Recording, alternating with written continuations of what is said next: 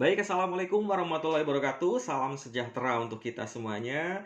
Izin memperkenalkan diri, saya dengan Pak Ading Sunarto dan rekan saya dengan Ahmad Sopian. Kami tergabung di kelompok 2, ingin mempresentasikan tugas mata kuliah manajemen strategi dengan materi pengertian, konsep, dan proses manajemen strategi. Baik, langsung saja ke materi saja ya rekan-rekan semuanya. Jadi di sini ada profil penulis 1, ada saya dengan Pak Ading Sunarto, kemudian ada profil penulis 2 dengan Pak Ahmad Sopian. Di sana sudah ada alamat lengkap seperti itu ya, ada media sosial yang kami punya. Baik, langsung saja. Terkait dengan manajemen strategi, tentu saja kita harus bisa memahami terlebih dahulu pengertian dari manajemen, ya teman-teman semua. Jadi menurut kami bahwa manajemen ini adalah ilmu dan seni bagaimana mengelola, mengatur beberapa sumber daya yang ada. Ya, seperti kita tahu bahwa sumber daya yang ada itu ada sumber daya manusia atau human resource, kemudian ada natural resource atau sumber daya alam, kemudian ada sumber daya keuangan atau finansial, dan terakhir tentu saja ada ICT, Information, Communication, and Technology. Nah, beberapa unsur-unsur di dalam manajemen ini terdiri dari 6M, tentu saja ada man, method, market, money, material, dan mesin seperti itu ya. Nah, semuanya ini harus diatur oleh siapa? Tentu saja oleh leader atau manajer. Kaitannya dengan hal ini adalah mereka bertugas untuk menjalankan fungsi-fungsi manajemen di sana ya. Ada planning, organizing, actuating, and controlling seperti itu. Nah, supaya semuanya itu bisa tercapai, tujuan dari organisasi atau perusahaan supaya bisa menjadi lebih efektif dan efisien seperti itu. Nah, di dalam manajemen strategi tentu saja kita harus bisa berstrategi, di mana strategi ini adalah keputusan dan tindakan tingkat tinggi yang punya dampak besar untuk mencapai tujuan perusahaan dalam jangka panjang. Atau kita bisa sebut bisa menghadapi situasi-situasi tertentu yang mengharuskannya.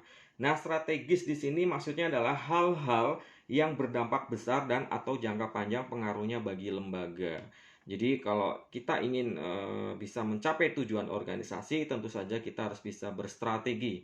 Namun sebelum berstrategi, kita harus bisa membuat suatu visi, misi, dan tujuan seperti itu. Nah, ini adalah salah satu contoh strategis versus teknis. Jadi taktis di sini adalah dapat dengan mudah beradaptasi dengan berbagai situasi dan dapat mudah memilih teknis yang tepat seperti itu. Nah, seperti yang saya sajikan di sini bahwa strategi ini mempunyai berbagai macam pengertian menurut para ahli. Nah, seperti yang sudah saya sampaikan di materi yang di slide di samping seperti ini ya atau di atas ini. Strategi ini adalah alat yang sangat penting untuk mencapai keunggulan bersaing. Ini menurut Porter tahun 1985. Jadi kekuatan motivasi untuk stakeholders seperti stakeholders, manajer, karyawan, ya, konsumen, kontinuitas, pemerintah dan sebagainya yang baik secara langsung maupun tidak langsung ini menerima keuntungan atau biaya yang ditimbulkan oleh semua tindakan yang dilakukan oleh perusahaan. Ini menurut Andrew tahun 1980. Seperti itu. Oke, langsung saja ya. Baik, di sini ada kemudian lalu apa manajemen strategi itu? Jadi kita sampaikan ini menurut para ahli, menurut Thomson dan Martin tahun 2010 menyatakan bahwa proses yang dilakukan oleh sebuah perusahaan ini menentukan tingkat tujuan, sasaran dan hasrat pencapaian. Jadi memutuskan tindakan untuk mencapainya dalam skala waktu yang tepat dalam lingkungan yang senantiasa berubah, mengimplementasikan tindakan dan menilai kemajuan atau hasil. Jadi kalau kita sebut bahwa apa sih sebenarnya manajemen strategis itu, di sini ada Heath, Ireland dan Hoskinson ya seperti itu ya. Jadi merupakan seperangkat komitmen, keputusan dan tindakan yang diperlukan perusahaan untuk mencapai daya saing strategi dan memperoleh pengambilan di atas rata-rata seperti itu. Yuk kita lanjut lagi. Nah, ini menurut beberapa ahli lain bahwa manajemen strategi menurut Fred R. David adalah seni dan pengetahuan untuk merumuskan, mengimplementasikan, dan mengevaluasi keputusan lintas fungsional yang membuat organisasi mampu mencapai objektifnya. Demikian rekan-rekan semua. Baik, nah ini ada manajemen strategi. Kalau kita lihat, ini merupakan rumusan mengenai arah kebijakan perusahaan untuk mencapai hal-hal yang besar di masa yang akan datang agar tetap eksis seperti itu ya, dan akan berkembang setiap saat dan atau untuk mencapai tujuan-tujuan yang lebih besar. Di sini saya proyeksikan seperti GBHN, kemudian ada Renstra, kemudian rencana induk pengembangan kampus dan lain-lain sebagainya. Baik, ini ada beberapa elemen dari manajemen strategi. Tentu saja ini ada 4 saya sampaikan di sini. Yang pertama paling penting di sini adalah manajemen sumber daya manusia. Kenapa dibilang paling utama? Jadi sehebat apapun teknologi, apapun yang kita lakukan, kemudian apa yang bisa kita lakukan itu dimulai dari siapa? Dari sumber daya manusia atau human resource seperti itu. Jadi manajemen sumber daya manusia ini berperan penting di dalam manajemen strategi. Yang kedua adalah manajemen operasional, ya, kemudian ada manajemen pemasaran dan manajemen keuangan. Nah, empat manajemen tadi ini adalah menjadi elemen-elemen penting di dalam manajemen strategi. Manajemen operasional tentu saja setiap kita melakukan suatu proses produksi ataupun operasional, ini semuanya harus diatur ya oleh siapa? Oleh manajemen sumber daya oleh sumber daya manusia. Tentu saja ini diatur, dikendalikan ya, kemudian di leader atau dipimpin oleh seorang manajer yang tentu saja harus bisa menjalankan fungsi-fungsinya sebagai manajer melalui fungsi-fungsi manajemen, planning, organizing, actuating, dan controlling. Kemudian di sana ada manajemen pemasaran, tentu saja setelah kita melakukan proses produksi, ketika produksi sudah jadi ataupun sudah membuahkan output hasil, maka itu semuanya harus kita pasarkan. Nah, ketika kita ingin melakukan suatu pemasaran, kita harus bisa memanage atau mengatur bagaimana proses pemasaran itu bisa berhasil, tentu saja melalui manajemen pemasaran. Nah, seperti kita tahu manajemen pemasaran di saat ini adalah dulu kita melakukannya secara konvensional. Nah, saat ini relate dengan yang namanya manajemen pemasaran secara online seperti itu ya, atau melalui digital marketing seperti itu. Nah, ini relate sekali saat ini. Untuk itu, dua komponen tadi harus dijalankan di dalam manajemen pemasaran.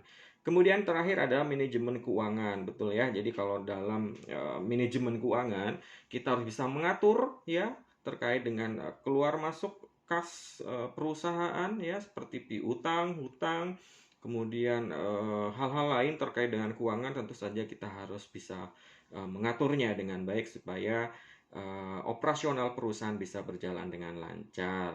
Baik. Nah, ini ada model rencana strategis antar bidang. Jadi kalau kita bicara manajemen strategi, ini tentu saja ada rencana strategis sumber daya informasi, ini saling berkaitan, yaitu antara rencana strategis sumber daya pemasaran, sumber daya keuangan, sumber daya manusia, dan rencana strategis sumber daya manufacture. Nah, ini semuanya saling berkaitan ya rekan-rekan semuanya.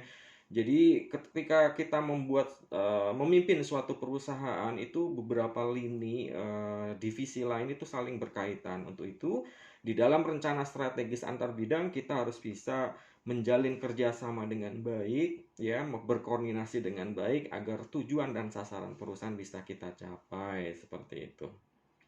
Nah, ini ada model manajemen strategi, maksudnya adalah di mana kita sekarang. Artinya bahwa kita harus bisa mengevaluasi kinerja perusahaan atau kinerja karyawan ini saat ini pada posisi di mana, seperti itu. Ketika kita sudah tahu bahwa kinerja perusahaan perlu ditingkatkan lagi, tentu saja kita harus bisa meningkatkannya dengan cara mengevaluasi beberapa mungkin kesalahan-kesalahan yang di masa lalu harus kita perbaiki sesegera mungkin. Kemudian kemana kita ingin pergi, artinya bahwa ketika kita sudah mengidentifikasi masalah-masalah dalam setiap divisi ataupun perusahaan, kinerja perusahaan, kita harus bisa tahu arah tujuan perusahaan ini mau ke arah mana, seperti itu. Tentu saja refer to visi ya yang sudah kita buat.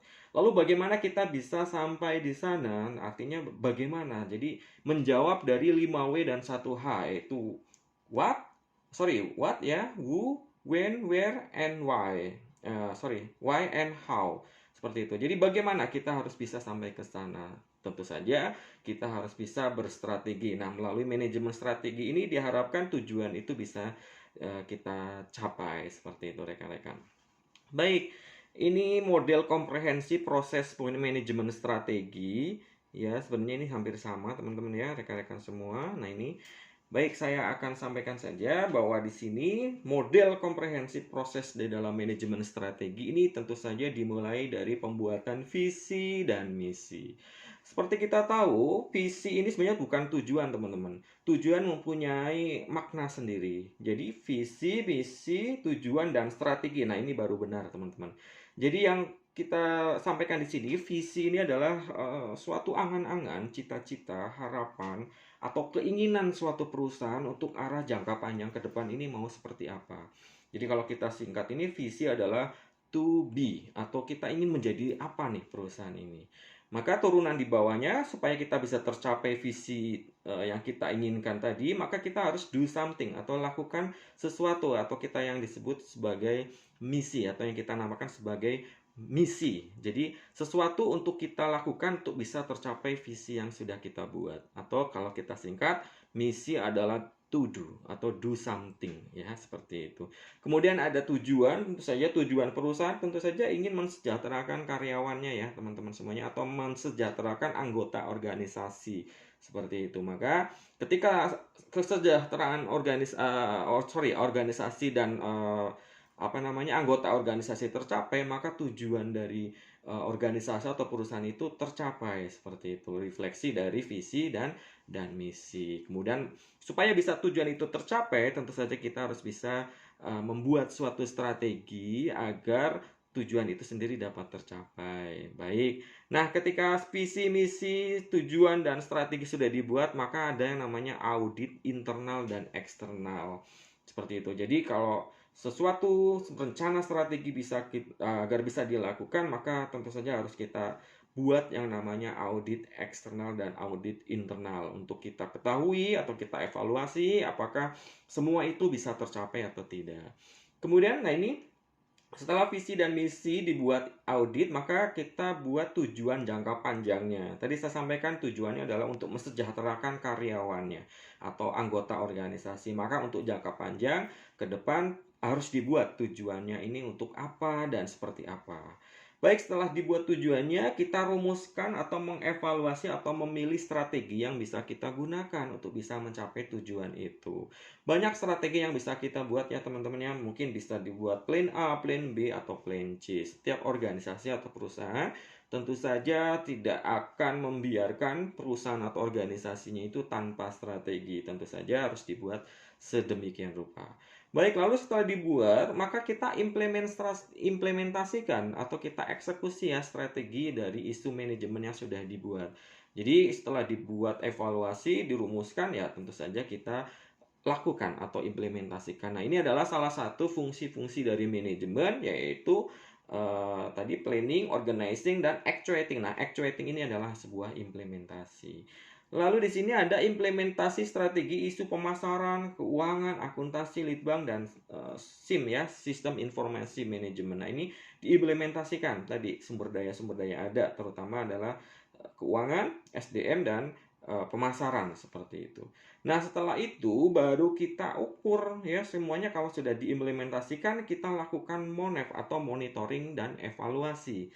Kita ukur dan evaluasi kinerjanya ini seperti apa. Ketika sudah dilakukan oleh setiap lini, maka kita bisa ukur dan evaluasi sejauh mana visi misi itu bisa tercapai atau tujuan dari organisasi atau strategi yang sudah dibuat itu berjalan lancar atau tidak. Seperti itu rekan-rekan semuanya.